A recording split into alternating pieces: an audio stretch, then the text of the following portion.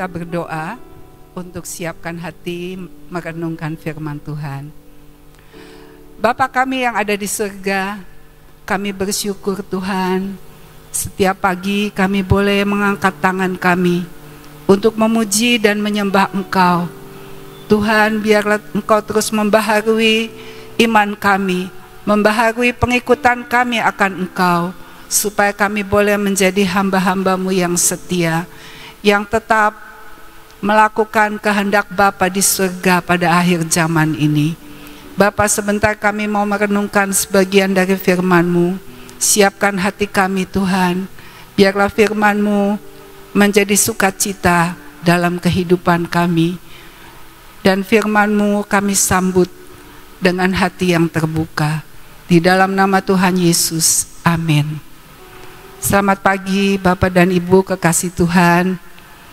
Hari ini renungan firman Tuhan, temanya adalah murah hati seperti Bapa. Ayat yang mendasari tema ini adalah Lukas 6 ayat 36. Firman Tuhan berkata demikian. Mari kita membacanya bersama-sama. 2, 3. Hendaklah kamu murah hati sama seperti Bapamu adalah murah hati. Kita semua sebagai orang yang percaya kepada Tuhan Yesus, firman Tuhan berkata bahwa kita sudah diangkat menjadi anaknya. Dan sebagai seorang anak, tentunya kita harus ada mirip-mirip sama Bapa kita ya.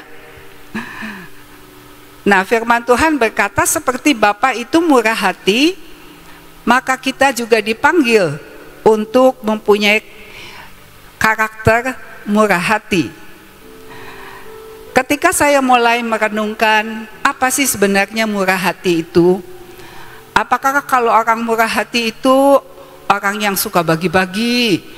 Orang yang kalau misalnya dimintain sesuatu dimintain 2, misalnya dikasih 3. Apakah seperti itu orang yang murah hati?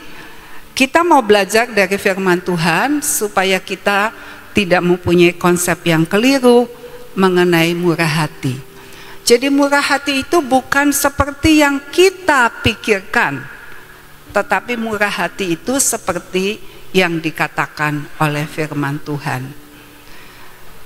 Ya, jadi murah hati itu sebetulnya bukan sesuatu yang kelihatan dari luar, sepertinya kita suka obral atau kita suka membagi-bagikan segala sesuatu gitu ya. Bukan itu saja, tetapi murah hati itu adalah bagaimana sikap hati kita. Sikap hati kita di dalam menanggapi kejadian-kejadian yang terjadi di dalam kehidupan kita.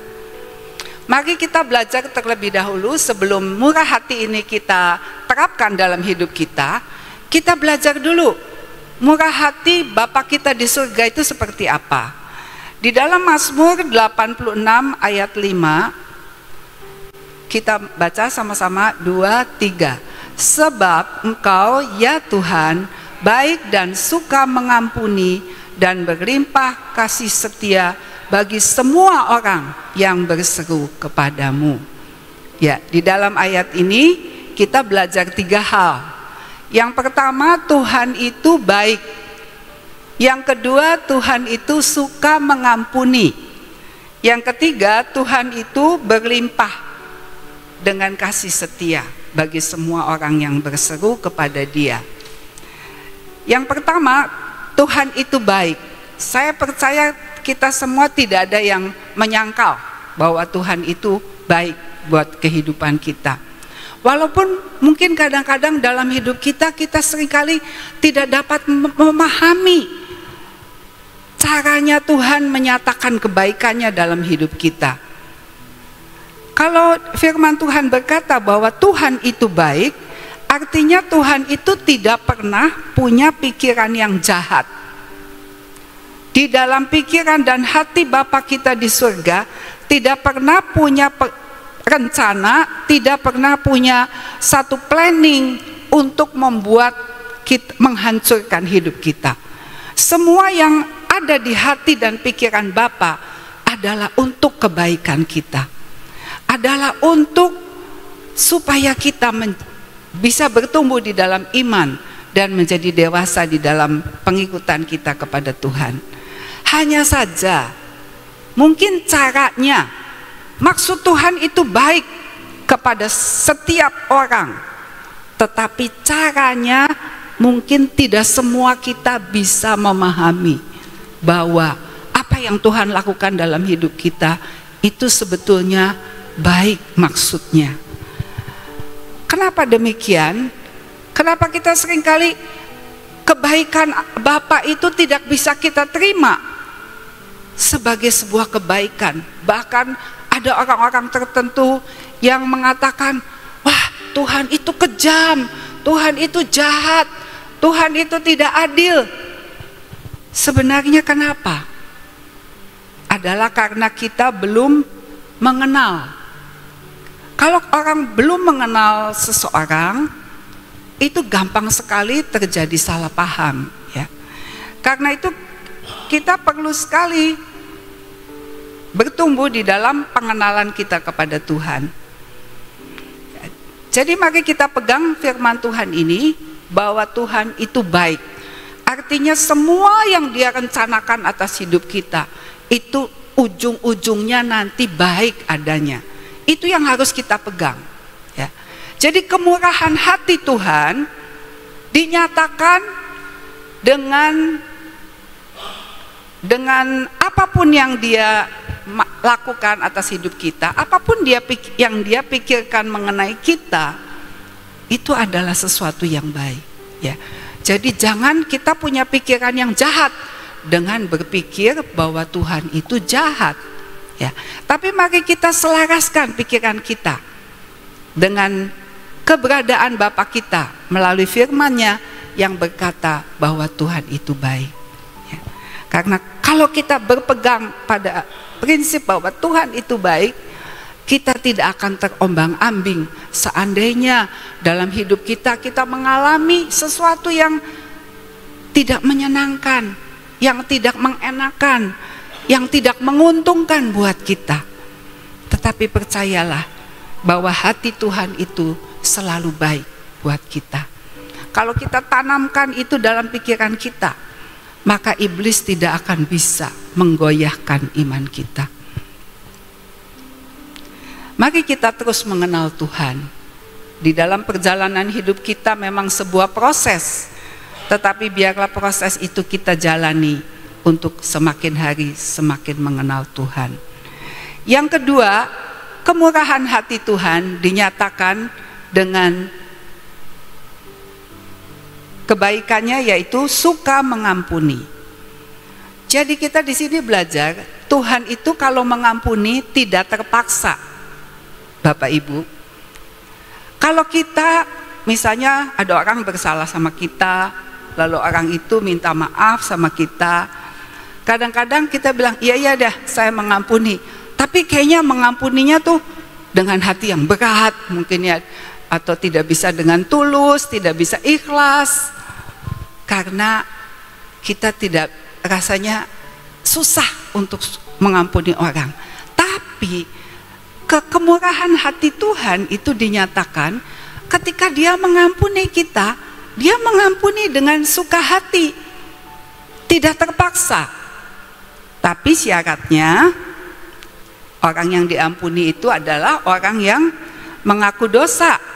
Di dalam 1 Yohanes 1 ayat 9 firman Tuhan berkata, mari kita baca sama-sama, 2, 3.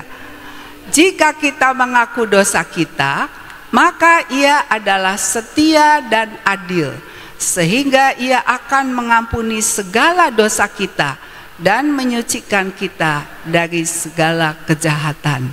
Ya, syarat untuk diampuni adalah kita harus mengaku dosa kita. Kalau dikatakan mengaku, di situ ada kata aku, ada kata dasar aku. Artinya kalau mengaku dosa itu berkata, iya Tuhan saya yang salah, itu namanya mengaku dosa. Tapi kalau kita merasa saya sih nggak salah, yang salah itu loh, si A, si B, dia begini. Itu namanya bukan mengaku dosa.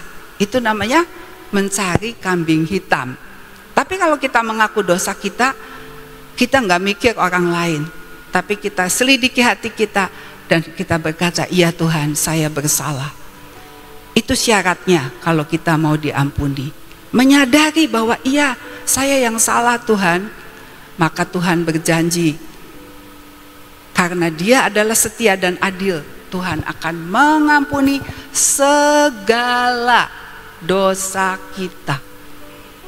Segala dosa kita yang kita akui, itu selesai. Dan Tuhan mengampuni dengan suka hati, tidak terpaksa seperti manusia. Yang pertama, kalau kita mengaku dosa kita akan diampuni. Dan yang kedua, kita akan disucikan oleh darah Yesus. Disucikan artinya kita dibuat seperti waktu kita belum berdosa. Benar-benar kita dipulihkan keadaannya. Jadi mari Bapak, Ibu, dan saudara sekalian yang dikasihi Tuhan, kalau kita menyadari betapa baiknya Tuhan buat hidup kita, Dia sudah mengampuni segala dosa kita. Masakan kita tidak berterima kasih untuk segala kebaikannya yang luar biasa. Mari kita sering-sering merenungkan akan pengampunan yang Tuhan berikan buat hidup kita. Sehingga hati kita ini berlimpah dengan syukur. Kita mensyukuri, aduh saya ini kotor, saya tuh cemar, saya tuh najis di hadapan Tuhan, tapi saya sudah disucikan oleh darah Yesus, disucikan dari segala kejahatan. Firman Tuhan berkata, bukankah kita bahagia sekali bahwa kita adalah orang-orang yang diampuni? Itu adalah kemurahan hati Tuhan. Yang ketiga, tadi di dalam Mazmur 86 dikatakan bahwa kemurahan hati Tuhan dinyatakan dengan berlimpahnya kasih setia Tuhan. Artinya kasih Tuhan itu bersifat abadi, tidak berkesudahan, dari dulu, sekarang, dan selama-lamanya. Tuhan itu terus mengasihi kita, terus setia, walaupun seringkali kadang-kadang kita tidak setia, kadang-kadang kita mulai kendor dengan pengikutan kita kepada Tuhan. Tapi Tuhan tidak pernah kendor untuk mengasihi kita. Itu yang harus kita pegang. Kasih Tuhan itu tidak terbatas dan tidak dipengaruhi oleh waktu.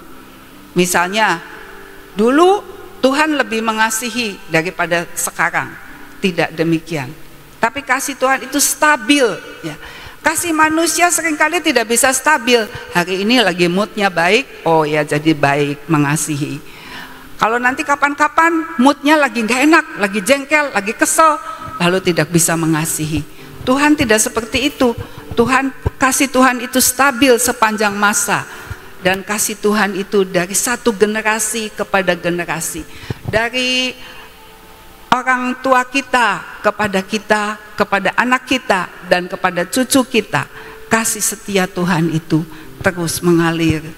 Karena itu, biarlah kebenaran ini kita pegang dalam perjalanan hidup kita, sehingga kita tidak bimbang di dalam pengikutan kita kepada Tuhan.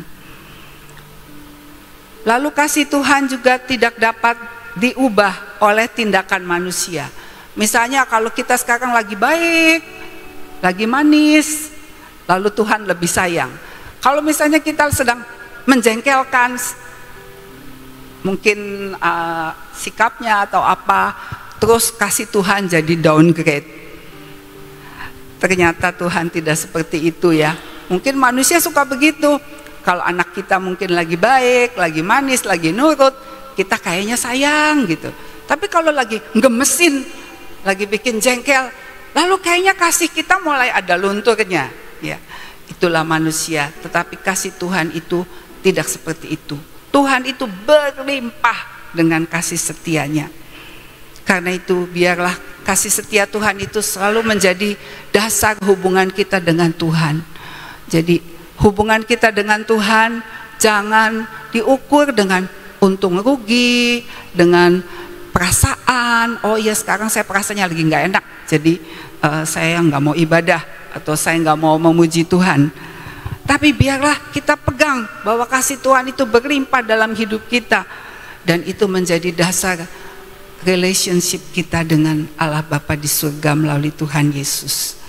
Karena itu betapa pentingnya kita selalu memelihara hubungan kita dengan Tuhan setiap hari, dengan membaca Alkitab, dengan berdoa setiap hari, sehingga kita semakin hari semakin mengenal Dia, dan kita belajar mempunyai keintiman dengan Tuhan.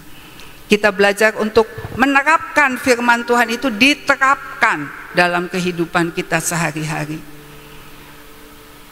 Janganlah kita memisahkan kehidupan rohani itu di dalam gedung gereja, tapi begitu keluar lalu kita kembali kepada perasaan kita, kepada konsep kita, kepada keinginan kita. Tetapi biarlah kita belajar apa yang kita, ketika kita berdoa, ketika kita baca Alkitab, kita dapat apa? Mari diterapkan dalam kehidupan sehari-hari, sehingga firman itu bekerja dalam diri kita. Ya.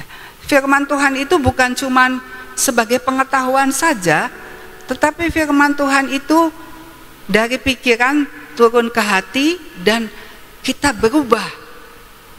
Motivasi kita berubah, cita-cita kita berubah. Ya. Jadi murah hati, kita sudah belajar murah hati itu adalah karakter dari Allah Bapa di surga yang sudah kita bahas. Nah sekarang kalau kita dipanggil untuk menjadi orang yang murah hati, artinya sikap kita diselaraskan dengan kehendak Tuhan. Apa yang Tuhan mau atas hidup kita, mari kita jalani, kita terapkan.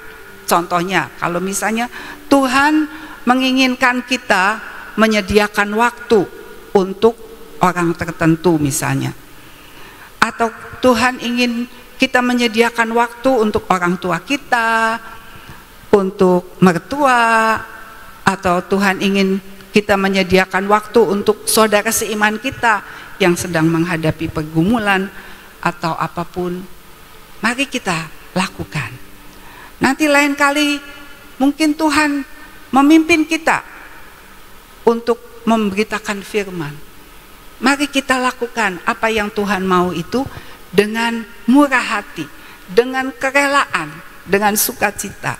Itu adalah sikap yang Tuhan inginkan. Jadi kita melakukan segala sesuatu itu bukan karena perasaan. Misalnya, oh ya saya lagi senang jadi saya mau. Nanti kapan-kapan, saya lagi nggak mood, saya nggak mau. Bukan seperti itu. Ya. Tadi dasar firman Tuhan dari Lukas 6 ayat 36 itu dikatakan bahwa kita harus murah hati. Hendaklah kamu murah hati sama seperti Bapamu adalah murah hati.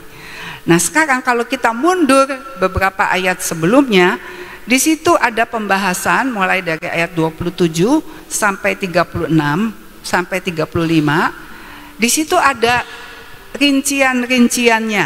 Bagaimana sih murah hati yang dimaksudkan oleh firman Tuhan? Mari kita baca dari ayat 27 sampai 35. 2-3. Tetapi kepada kamu yang mendengarkan aku berkata, kasihilah musuhmu, berbuatlah baik kepada orang yang membenci kamu, mintalah berkat bagi orang yang mengutuk kamu, berdoalah bagi orang yang mencaci kamu. Barang siapa menampar pipimu yang satu, berikanlah juga kepadanya pipimu yang lain. Dan barang siapa yang mengambil jubahmu, biarkan juga ia mengambil bajumu. Berilah kepada setiap orang yang meminta kepadamu, dan janganlah meminta kembali kepada orang yang mengambil kepunyaanmu. Dan sebagaimana kamu kehendaki supaya orang perbuat kepadamu, perbuatlah juga demikian kepada mereka. Dan jikalau kamu mengasihi orang yang mengasihi kamu, apakah jasamu? Karena orang-orang berdosa pun mengasihi juga orang-orang yang mengasihi mereka.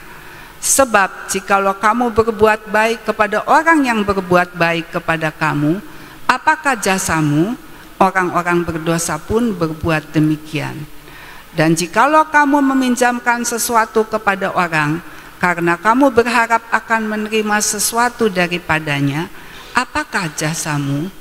Orang-orang berdosa pun meminjamkan kepada orang-orang berdosa, supaya mereka menerima kembali sama banyak. Tetapi kamu, kasihilah musuhmu, dan berbuatlah baik kepada mereka. Pinjamkan dengan tidak mengharapkan balasan, maka upahmu akan besar, dan kamu akan menjadi anak-anak Allah yang Maha Tinggi. Sebab Ia baik kepada orang yang tidak tahu berterima kasih, dan terhadap orang-orang jahat. Amin. Sampai di sini. Jadi ini adalah penjelasan tentang murah hati. Dan kalau kita baca dan renungkan, di mana kita harus mengasihi musuh, mengampuni dan sebagainya, benar-benar itu bukan sesuatu yang dapat kita lakukan dengan kekuatan kita. Tetapi yang kita mau belajar adalah dari ayat ini, bahwa murah hati itu adalah sikap kita mau meneladani Bapa di surga, mau diselaraskan dengan kehendak Tuhan. Hati ini mau dibentuk untuk menjadi seperti yang Tuhan inginkan. Jadi kemurahan hati itu dimulai dari hati kita, bukan dimulai daripada perbuatan kita. Ya, kalau kita mau mulai dari perbuatan kita, mungkin kita hanya bisa 1 kali, 2 kali, udah cukup kayaknya saya nggak sanggup. Kita akan merasa seperti itu.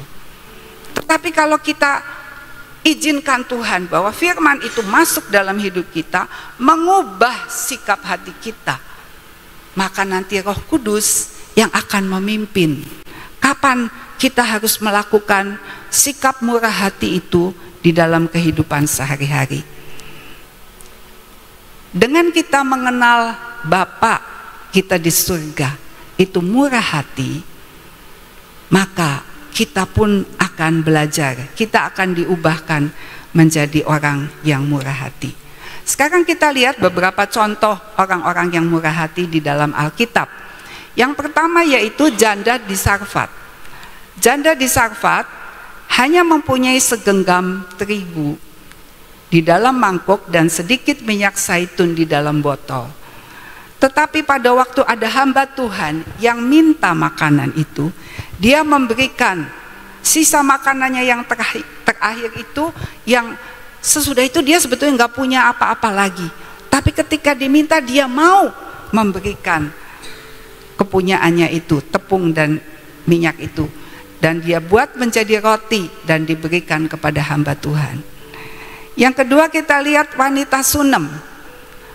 Wanita Sunem ini suka mengundang Nabi Elisa untuk makan di rumahnya, dan dia menyediakan kamar yang khusus untuk Elisa di tingkat atas. Lalu di situ ada tempat tidur, ada kursi, ada meja, ada lampu untuk penerangan, dan wanita Sunem ini melayani Elisa dengan penuh ramah tamah dan kepedulian. Yang ketiga, Yusuf dari Arimatea. Dia adalah seorang yang menyediakan kubur pada waktu Tuhan Yesus mati disalib, dan menunjukkan rasa hormat kepada Tuhan Yesus. Yang keempat adalah gereja di Makedonia. Nah, ini kita mau lihat ayatnya ya. Dari 2 Korintus 8 ayat 1 dan 2. Gereja di Makedonia dikatakan demikian. 2 Korintus 8 ayat 1 dan 2. Ya, mari kita baca sama-sama. 2, 3. Saudara-saudara, kami hendak memberitahukan kepada kamu tentang kasih karunia yang dianugerahkan kepada jemaat-jemaat di Makedonia. Selagi dicobai dengan berat dalam pelbagai penderitaan, sukacita mereka meluap, dan meskipun mereka sangat miskin, namun mereka kaya dalam kemurahan. Ya, firman Tuhan bersaksi demikian.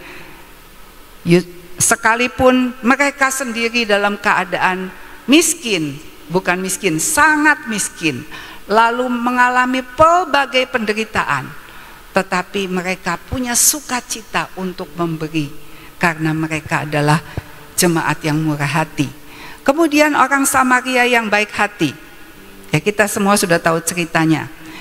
Orang Samaria yang baik hati memberi pertolongan kepada orang yang terluka di tengah jalan, mengobati dan membawa orang yang dirampok itu ke penginapan, lalu membayar biaya penginapan, membayar biaya pengobatan, dan memberikan uang supaya nanti pemilik penginapan itu bisa merawat orang yang terluka itu.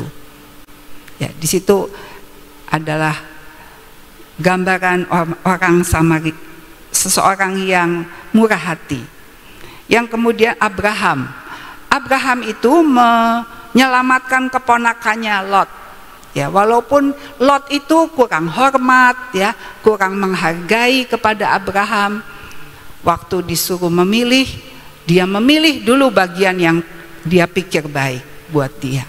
Seharusnya dia sebagai yang lebih muda membiarkan Abraham untuk memilih terlebih dahulu. Tetapi sikap yang seperti itu tidak diperhitungkan Abraham untuk alasan dia marah.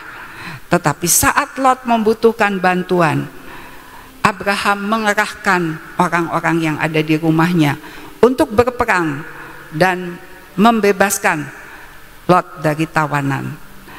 Yang selanjutnya adalah Musa. Kita tahu cerita tentang Musa yang pada waktu itu menikah dengan wanita Kus, dan Miriam mengatakan, pokoknya Miriam nggak suka dengan apa yang dilakukan oleh Musa.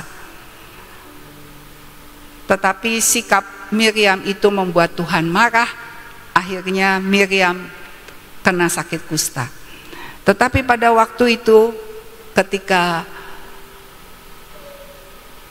Miriam mengalami sakit kusta, maka Musa berdoa kepada Allah Bapa untuk kesembuhan kakaknya.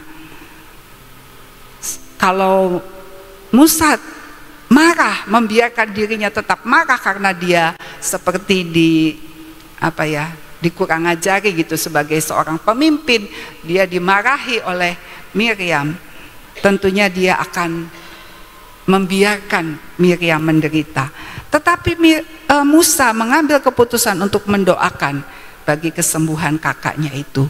Itu adalah bentuk daripada kemurahan hati. Yang terakhir adalah Tuhan Yesus sendiri.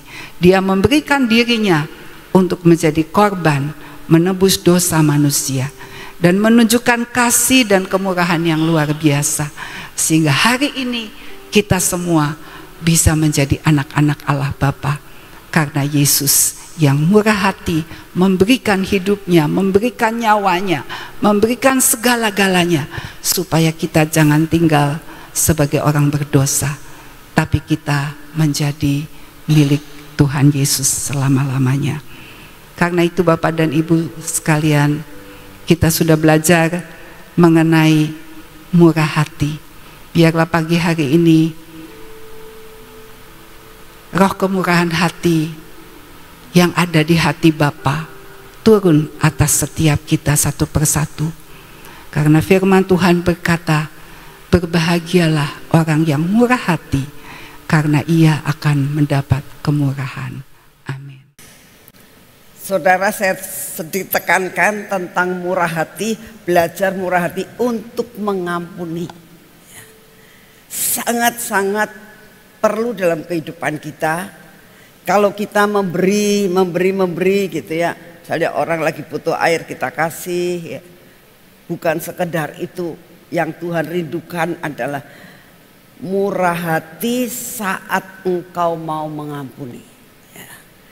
Karena sakit hati itu banyak hal, dimana kalau kita mengalami sesuatu pukulan dalam bentuk apapun, yang kena tuh hati, jiwa kita yang kena. Nah, itu untuk mengampuni yang tadi Ibu Tin kasih tahu, ya aku maafin gitu.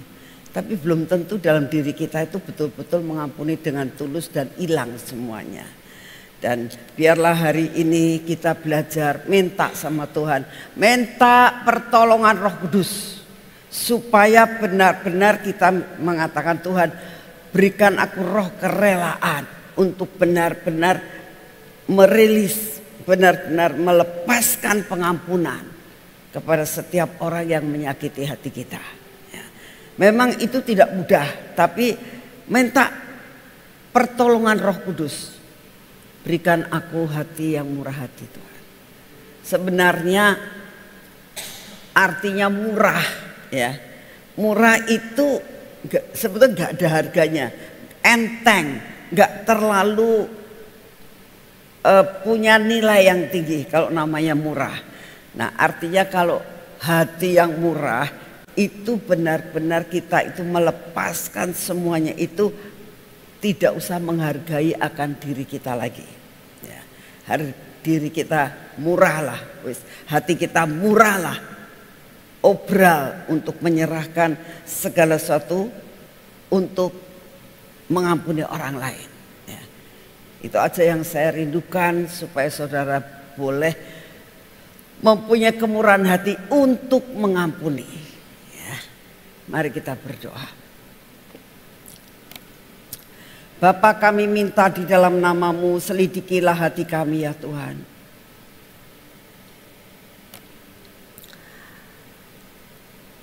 Adakah kami dalam diri kami masing-masing pada saat ini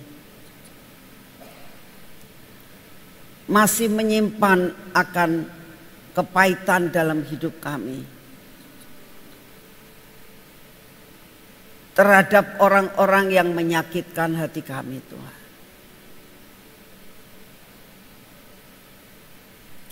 Engkau murah hati untuk mengampuni kami pada saat kami berseru kepadamu.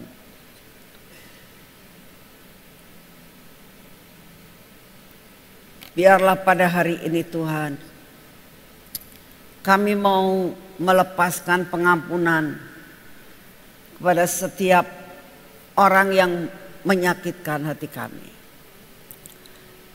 Saudara, saat ini renungkan firman Tuhan hari ini.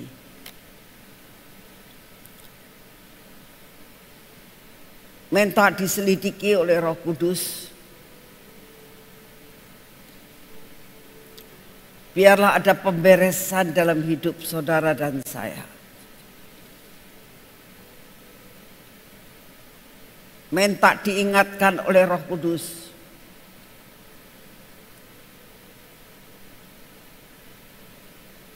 Siapa-siapa yang menyakitkan hati kita dan kita belum lepas, bukan belum mengampuni. Saya percaya saudara pasti sudah mengampuni, sudah memaafkan, tapi kemungkinan masih ada yang ada dalam diri kita yang belum tulus di dalam kita mengampuni.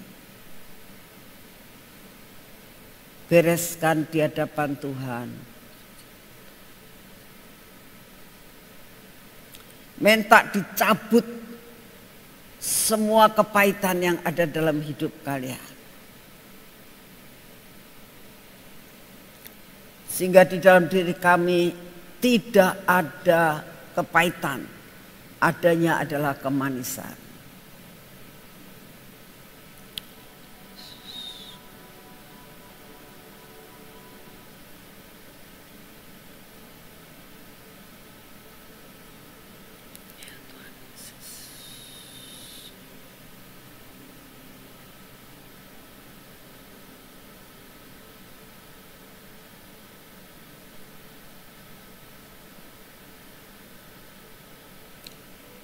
Tuhan Roh Kudus, bekerjalah Engkau dalam diri kami.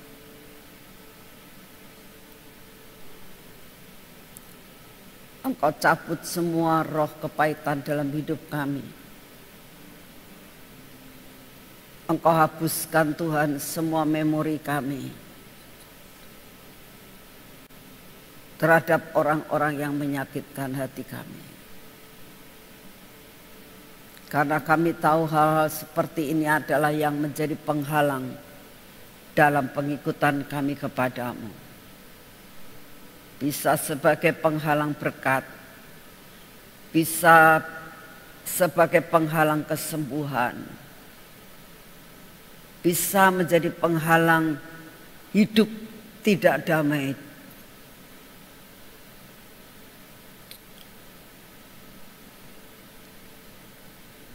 Terima kasih ya Tuhan. Biarlah pagi hari ini kami membereskan hidup kami di hadapan-Mu. Benar-benar melepaskan semua pengampunan, murah hati dalam hidup kami. Sebagaimana Engkau murah hati Tuhan, kami mau menerima kemurahan yang daripada-Mu untuk merelakan segala sesuatunya dan dibersihkan hidup kami. Terima kasih untuk semuanya. Terima kasih ya Tuhan untuk pagi hari ini. Terima kasih buat pujian dan penyembahan. Terima kasih buat semua yang kami boleh lakukan pagi ini. Bapa, saat ini tetap kami mau berdoa buat bangsa dan negara kami Tuhan. Benar-benar kami minta hikmat yang daripada-Mu, roh kebijaksanaan Tuhan, dan roh kesabaran kepada Bapak Presiden dan Wakil Presiden, serta semua stafnya, dari tingkat bawah sampai kepada tingkat yang tertinggi Tuhan. Engkau yang akan terus memberikan hikmat kepada mereka, kebijaksanaan Tuhan. Engkau tahu Tuhan akan keadaan bangsa dan negara kami. Tidak mudah Tuhan untuk mengambil suatu keputusan untuk berdiri di jalur yang benar. Tapi hari ini kami berdoa saat ini, biarlah hikmat dan bijak turun atas Bapak Presiden dan Wakil Presiden dalam memimpin akan bangsa ini. Sehingga keputusan-keputusan yang diambil adalah keputusan yang benar-benar selaras dan senada dengan Engkau. Terima kasih untuk semuanya Bapak. Kami juga berdoa biarlah roda pemerintahan negara kami ini ada di dalam kontrol yang daripada-Mu ya Tuhan.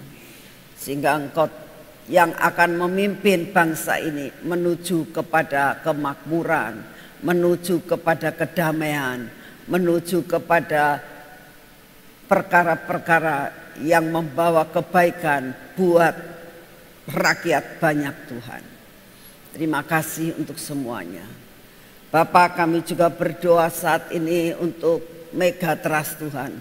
Engkau terus akan beracara semua lempengan-lempengan yang ada di bawah tanah. Engkau yang akan mengaturnya Tuhan sehingga apapun yang terjadi tidak akan membinasakan akan bangsa ini. Terima kasih untuk kasih setia-Mu. Saat ini kami mau berdoa buat lawatan Tuhan. Kami berdoa buat lawatan Uganda. Terus kami berdoa setiap pagi, tidak pernah kami melupakan Tuhan. Untuk Engkau lawat Uganda, Engkau kirimkan malaikat Harvey untuk membuat penuaian besar-besaran Tuhan. Menyiapkan ada penuaian besar-besaran di Uganda. Kami berdoa Tuhan, Engkau memberkati Tuhan. Sehingga anugerah dan berkat-Mu berkelimpahan. Engkau mengubahkan kemiskinan menjadi kekayaan Tuhan. Sehingga benar-benar Uganda dijadikan suatu negara yang makmur, suatu negara yang kelimpahan, suatu negara yang diberkati. Terima kasih untuk semuanya Bapak. Biarlah penuaian besar-besaran terjadi sehingga mengakibatkan mereka diberkati. Terima kasih untuk kasih setiamu. Bapa, kami juga berdoa untuk lawatan pulau-pulau. Kami minta anugerah-Mu turun, karena kami akan mengirimkan banyak anak-anak-Mu di seluruh Sulawesi Tuhan. Mohon anugerah-Mu, biarlah Engkau yang akan menentukan desa-desa mana yang harus kami datangi. Biarlah kami boleh menjadi berkat untuk seluruh Sulawesi. Terima kasih untuk kasih setiamu. Kami percaya Tuhan, kami mau terus menggenapkan akan semua perintah-perintah-Mu untuk akhir zaman ini. Untuk kami boleh menjadi berkat untuk bangsa-bangsa dan untuk Indonesia. Terima kasih untuk semuanya Bapak. Dan saat ini kami tetap menerima berkat yang daripada-Mu. Kekuatan Tuhan, daya tahan tubuh terjadi atas hidup kami. Terima kasih untuk semuanya. Biarlah anugerah-Mu turun atas hidup kami. Dalam nama Tuhan Yesus. Mari saudara kita masuk dalam pengurapan.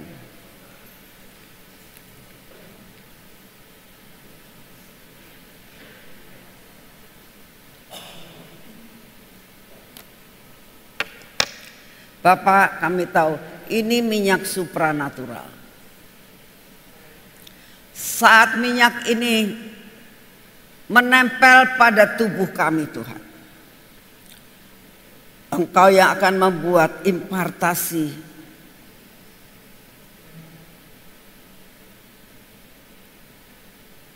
kami akan mengalami supranatural dalam hidup kami. Biar kami olesi mata kami Tuhan, telinga kami juga, bibir, mulut kami dan hati kami. Biar terjadi transformasi dari minyak ini, sehingga ada sesuatu supranatural kami alami. Engkau pun akan menghancurkan semua kelemahan dalam hidup kami ya Tuhan. Berkati tangan kami, karena tangan ini akan kami pakai untuk bekerja pada hari ini. Biar apa yang kami kerjakan semua menjadi berhasil. Oleh karena Engkau yang melakukan di dalam kami.